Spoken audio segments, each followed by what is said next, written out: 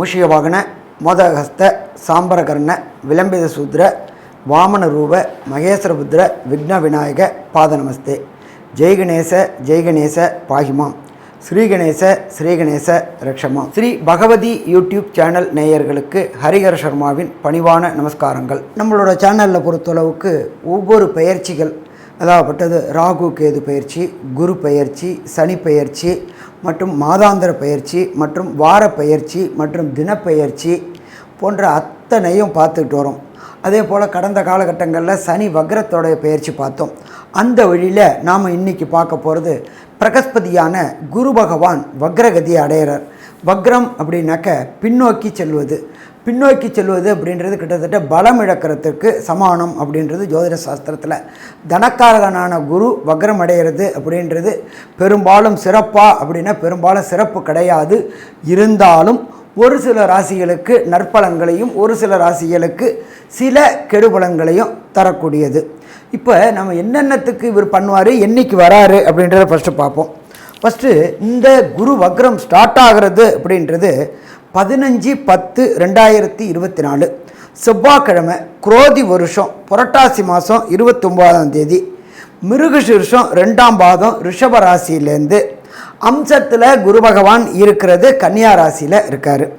அவர் வக்ர நிவர்த்தி அடைகிறது அப்படின்றது 11/2/2025 செவ்வாய்க்கிழமை, குரோதி வருஷம் தை மாதம் 29ஆம் தேதி, அம்சத்தில் மிதுனத்தில் இருக்கார் குரு பகவான்.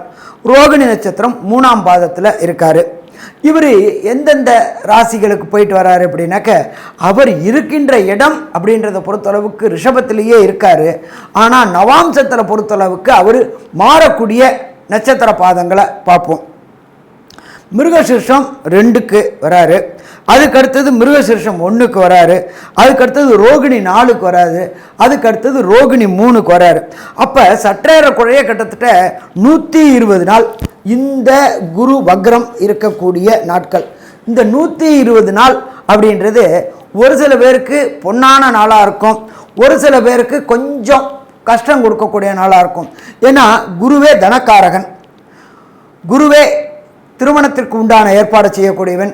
அப்போ எல்லாத்துக்கும் உண்டான குரு என்னென்ன செய்வார்னு பார்ப்போம். இப்போ இந்த குரு மாறுறதுனால என்னென்ன நன்மைகள் கிடைக்கும் அப்படின்னு பார்ப்போம். குழந்தைகளுடைய லோயர் எஜுகேஷன் மற்றும் ஹையர் எஜுகேஷன், இதுவுக்கும் குருவுக்கும் தொடர்பு உண்டா? கண்டிப்பாக குருவுக்கும் தொடர்பு உண்டு. இதை தவிர திருமண வாழ்க்கை, ரொம்ப நாளாக திருமணமாகி திருமணம் தடை ஏற்பட்டுக்கிட்டே இருக்கக்கூடியவங்களுக்கு திருமண தடை விலகக்கூடிய வாய்ப்புகளும் உண்டு. அதே போல் ரொம்ப நாளாக திருமணமாகி வம்சம் விருத்தி என்கின்ற சந்தான பாக்கியம் இல்லாமல் அசிங்கங்களையும் அவமானங்களையும் பற்றி கொண்டிருந்தவங்களுக்கு இந்த குரு வக்ர காலகட்டங்களில் புத்திரக்காரனான குருவே உங்கள் வீட்டில் பிறக்கக்கூடிய வாய்ப்புகளும் உண்டு. அதே போல் இந்த குரு பயிற்சியின் மூலியமாக ராகு குருவோடைய வீட்டில் இருக்கிறதுனால வெளியூர், வெளிமாநிலம், வெளிநாட்டுக்கு உத்தியோக நிமித்தமாகவும் படிப்பு நிமித்தமாகவும் போகக்கூடிய வாய்ப்புகள் உண்டா அப்படின்றதையும் பார்ப்போம். அதே போல் நாட்டோடைய பொருளாதாரம் எப்படி இருக்கும் அப்படின்னா, ஏன்னா குருன்றது தனக்காரகன் குரு நல்லா இருந்தாக்க நாடு நல்லா இருக்கும், நாட்டோடைய மேன்மை நிலையம் நல்லா இருக்கும். அதே போல் படிக்கின்ற குழந்தைகளுக்கு இந்த காலகட்டங்களில் என்னென்ன வாய்ப்புகள் கிடைக்கும் அப்படின்றதையும் பார்ப்போம்.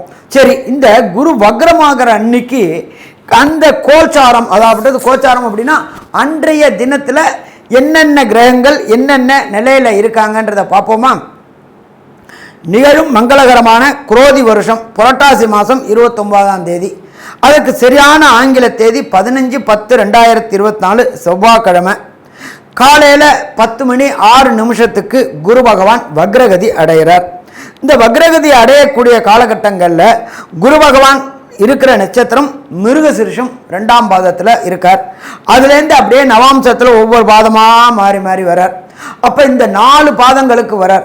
இந்த 4 பாதங்கள் வர்றது செவ்வாயோட நட்சத்திரத்தில் 2 பாதமும் சந்திரனுடைய நட்சத்திரமான ரோகிணி நட்சத்திரத்தில் 2 பாதமும் வரார். அப்போ சந்திரன்றது மனோகாரகன், செவ்வாய் அப்படின்றது பூமிக்காரகன், இரத்தக்காரகன். ஒரு சில பேருக்கு வண்டி, வாகனம், வீடு வாங்கக்கூடிய யோகம் கிடைக்குமா அப்படின்றதையும் இப்போ இதில் பார்ப்போம். அதே போல் மனோகாரகன் சந்திரன் அப்படின்றத பொறுத்தளவுக்கு ஒருத்தருக்கு மனநிலை சரியாக இருந்தால் தான் எந்த ஒரு காரியத்தையும் தொடங்க முடியும். ஒரு மனோதிடமாக இருந்தால் எடுத்த காரியங்கள் வெற்றி பெறக்கூடிய வாய்ப்புகளும் உண்டு. ஸோ இப்போ இன்னைக்கு பொறுத்தளவுக்கு 15/10/2024 ரிஷபத்தில் பிரகஸ்பதியான குரு பகவான் வக்ரகதி அடைகிறார். 2ஆம் இடமான மிதுனத்தில் செவ்வாய் பகவானும், ராசிக்கு 6ஆம் இடம் என்கின்ற கன்னியா ராசியில் சூரியனும் கேது பகவானும், அதே போல் 7ஆம் இடமான துலாத்தில் புத பகவானும், ராசிக்கு 8ஆம் இடமான விருச்சிகத்தில் சுக்கிர பகவானும், அதே போல் பார்த்தோம் அப்படின்னாக்க கும்பத்தில் சனி பகவானும், காலபுருஷ தத்துவத்தின்படி 12வது ராசியான மீன ராசியில் ராகு பகவானும் இருக்கின்ற காலகட்டங்களில் இந்த குரு வக்ரம் அடைகிறாரு. இப்போ இந்த குரு வக்ரம் அடையும் பொழுது அவர் என்னென்ன நல்ல காரியங்கள் செய்வார், என்னென்ன தீய காரியங்கள் செய்வார். குருவை பொறுத்தளவுக்கு இந்த ட்ரிப்பு தனித்து இருக்கிறார். எப்போதுமே தனித்து இருக்கிற அந்தணன் அப்படின்றது சரியாக இருக்குமா அப்படின்னா ஒரு சில பேருக்கு சரியாக இருக்காது. வம்சமிருத்தியில் ஒரு சில பேருக்கு நன்மைகள் கிடைக்கக்கூடிய வாய்ப்புகள் உண்டு, பற்பல காரியங்கள் உண்டு. அப்போ நாம் இப்போ இந்த குரு வக்ரம் மூலியமாக 12 ராசிகளுக்கும் என்னென்ன நன்மை என்னென்ன தீமை செய்வார், அடுத்தது அதற்கு உண்டான பரிகார ஸ்தலங்கள், குருவுடைய பரிகார ஸ்தலங்கள், இது எல்லாத்தையும் இப்போ பார்ப்போமா? அன்பார்ந்த மகர ராசி அன்பர்களே, உங்களுக்கு இந்த குரு வக்ரமாயிருக்கார். வக்ரமாயி அவர் 5ஆம் இடமான பூர்வ புண்ணிய புத்திரஸ்தானத்தில் வக்ரமாயிருக்கார். அப்போ இந்த மகர ராசியை சேர்ந்த அன்பர்களுக்கு நீண்ட நாட்களாக திருமணமாகி வம்சமிருத்தி இல்லாமல் இருந்துச்சு. அப்போ இந்த வம்சமிருத்தி கிடைக்கக்கூடிய வாய்ப்புகள் இந்த வக்ர பயிற்சியின் மூலியமாக கிடைக்குமா? கண்டிப்பாக கிடைக்கும். எப்பொழுது பிரகஸ்பதியான புத்திரக்காரகனான குரு பகவான் ராசியை பார்க்கும் பொழுது கண்டிப்பாக மகர ராசியை சேர்ந்த ஆண்களுக்கோ பெண்களுக்கோ வம்சமிருத்தி கிடைக்கும். அதே போல் குலதெய்வ வழிபாடு செய்யணும்னு நினைக்கக்கூடிய மகர ராசி அன்பர்கள் நீண்ட நாட்களாக குலதெய்வத்துக்கு போகணும்னு நினச்சிக்கிட்டே இருப்பாங்க.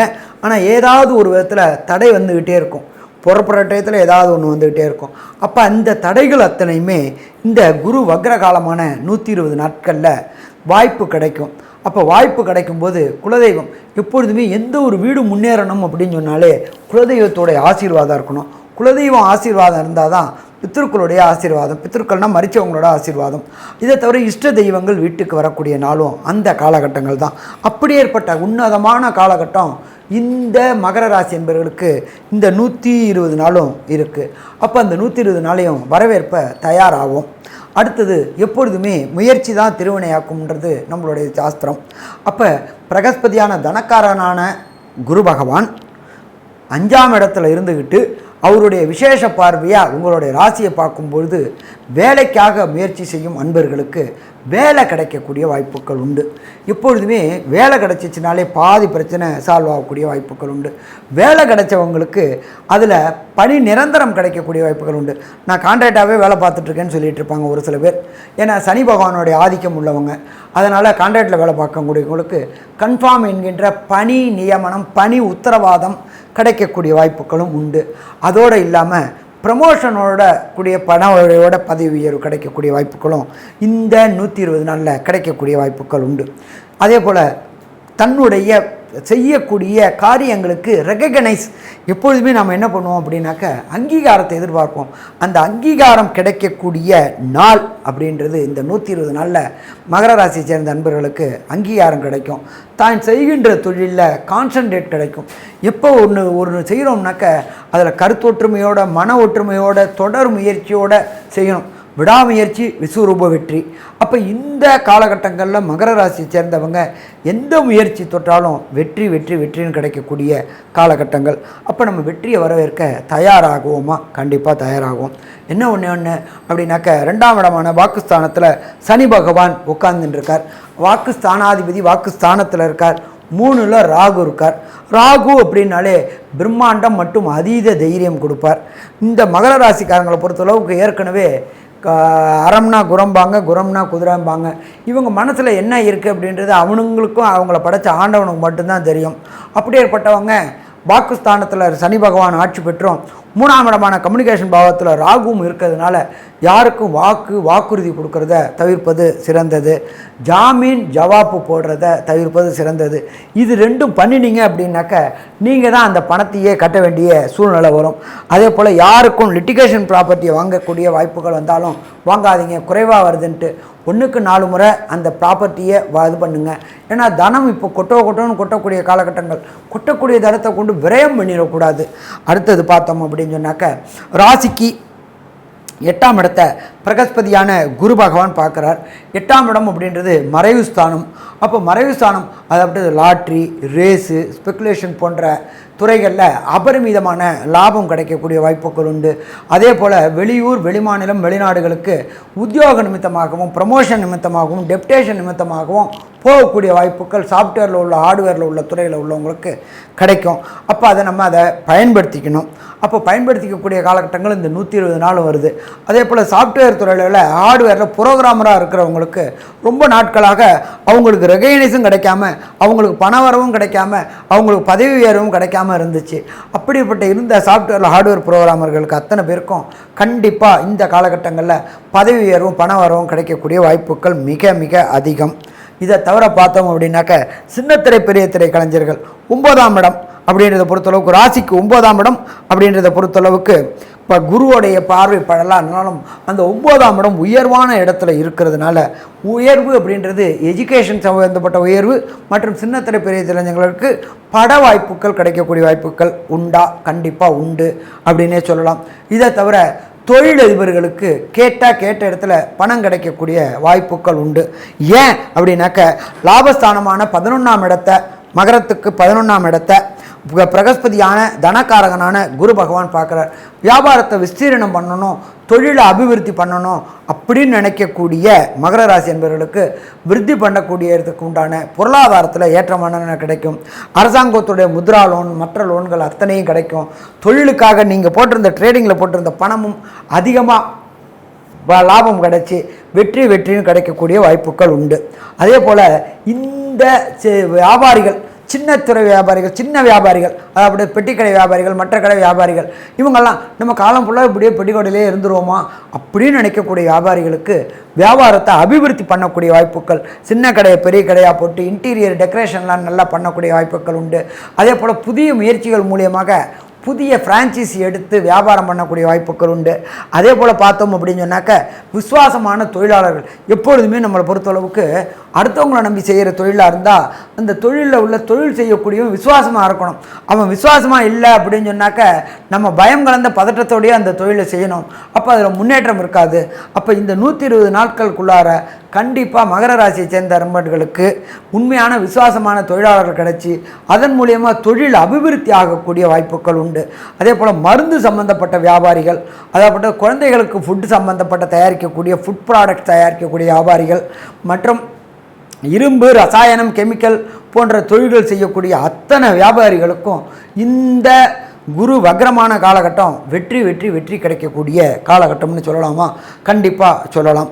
அதே போல் மளிகை கடை வைக்கிறவங்களுக்கு பெரிய அளவுக்கு ஸ்டோர்ஸ், அதாவது செயின் லிங்க் ஸ்டோர்ஸ் திறக்கக்கூடிய வாய்ப்புகளும் உண்டாகும். இதை தவிர மகர ராசியை சேர்ந்த அரசியல்வாதிகளுக்கு இந்த காலகட்டங்களில் இத்தனை நாளாக உங்களுக்கு ஒரு முயற்சி எவ்வளவோ செஞ்சீங்க, ஆனால் வெற்றி கிடைக்கல, தலைவருடைய கடைக்கன் பார்வையும் கிடைக்கல, எந்த விதமான பதவியும் கிடைக்காம டம்மியாக இருந்தீங்க. இந்த 120 நாள் குரு தனக்காரகன் ஆனதுனால உங்களுக்கு தலைவருடைய கடைக்கன் பார்வை கிடைச்சி கண்டிப்பாக பெரிய பதவி உயர்வு கிடைக்கக்கூடிய வாய்ப்புகள் உண்டு. அரசுக்கும் அரசு துறை சேர்ந்தவங்களுக்கும் இருந்த லிட்டிகேஷன்ஸ் அத்தனையும் விலகக்கூடிய வாய்ப்புகள் உண்டு. உங்களுடைய பூர்வ புண்ணிய சொத்துக்களில் இருந்த லிட்டிகேஷன் அத்தனையும் விலகக்கூடிய வாய்ப்புகள் உண்டு. அதே போல் அரசு துறைக்காக முயற்சி செய்யக்கூடிய மாணவர்களுக்கு பொறுத்தளவுக்கு ஐஏஎஸ், ஐபிஎஸ், ஐஎஃப்எஸ் போன்ற படிக்கக்கூடிய மாணவர்களுக்கு வெற்றி கிடைக்கக்கூடிய வாய்ப்புகள் உண்டு. இதை தவிர நீங்கள் முயற்சி பண்ணுகின்ற பல்கலைக்கழகங்களுக்கு வேலை வாய்ப்புகளுக்காகவும் சரி படிக்கிறதுக்காக முயற்சி பண்ணினா ஜெயமாகக்கூடிய வாய்ப்புகளும் இந்த காலகட்டங்களில் உண்டு. ஸோ மொத்தத்தில் பார்த்தோம் அப்படின்னாக்க மகர ராசி என்பவர்களுக்கு இந்த குரு வக்ர பெயர்ச்சி அத்தனை புகழையும் அத்தனை பெயரையும் கொடுக்கக்கூடிய காலகட்டங்கள். ஆனால் இதுலேயே ஒரு சில பேருக்கு 2ஆம் இடத்துல சனி பகவானும் 3ஆம் இடத்துல ராகுவும் இருக்கிறதுனால பிரச்சனைகளில் மாட்டிக்கொள்ளக்கூடிய வாய்ப்புகளும் உண்டு. ஒரு சில மகர ராசி என்பவர்களை பொறுத்தளவுக்கு தசாநாதனும் புத்திநாதனும் அந்தரநாதனும் சூட்சுமநாதனும் சரியில்லை அப்படின்னு சொன்னாக்க பல பல பிரச்சனைகள் வரக்கூடிய வாய்ப்புகளும் உண்டு. அப்போ இவங்க வணங்க வேண்டிய தெய்வம் மாயவரம் என்கின்ற மயிலாடுதுறை பக்கத்தில் மேதா தட்சிணாமூர்த்தின்ற ஸ்தலம் இருக்குது. இது பல 100 ஆண்டு காலம் முன்னாடி கட்டப்பட்ட ஸ்தலம். அங்கே உள்ள ஈஸ்வரனுக்கும் தாயாருக்கும் அர்ச்சனை பண்ணிவிட்டு அந்த மேதா தட்சிணாமூர்த்திக்கு அபிஷேகம் பண்ணிவிட்டு அந்த அபிஷேக திரவியங்களை வாங்கி குடிச்சிட்டு வந்தீங்கன்னா உங்களுக்கு தொடர் வெற்றி கிடைக்கக்கூடிய வாய்ப்புகள் உண்டுன்னே சொல்லலாம். ஸோ மொத்தத்தில் மகர ராசி அன்பர்களுக்கு இந்த 120 நாளும் பொன்னான நாள்னு சொல்லலாமா? பொன்னான நாள்னே. ஸ்ரீ பகவதி யூடியூப் சேனல் பார்த்த அன்பர்களுக்கு நன்றி. இதே போன்று ஆன்மீக தொடர்புடைய ஜோதிட தொடர்புடைய தகவல்களை தொடர்ந்து நீங்கள் பெற ஸ்ரீ பகவதி யூடியூப் சேனலை சப்ஸ்கிரைப் செய்யுங்கள் மற்றும் அருகில் உள்ள பெல் ஐக்கானை அதை அழுத்தினீர்கள் என்றால் தொடர்ந்து என்னுடைய சேனலை பார்க்க முடியும். நன்றி, நமஸ்காரம்.